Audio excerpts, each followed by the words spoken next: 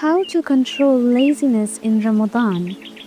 Laziness in Ramadan is not physical, it is mental. Most people are not tired, they are undisciplined, sleeping all day, scrolling for hours, and delaying everything is not fasting behavior. It is poor habit behavior. Ramadan exposes your routine problems. The solution is not motivation. The solution is structure. Fix your sleep timings, eat light, and reduce screen time. Don't wait for energy to come. Build it through movement and action. Start with small actions and momentum with flow.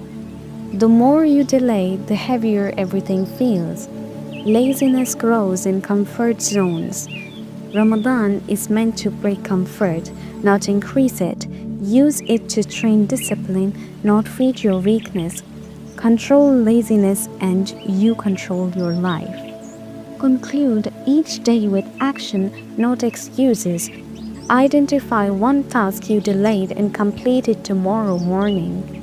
Laziness is beaten through consistent, small actions, not motivation. Build momentum daily, and it will carry beyond Ramadan. Discipline becomes habit when you start acting immediately.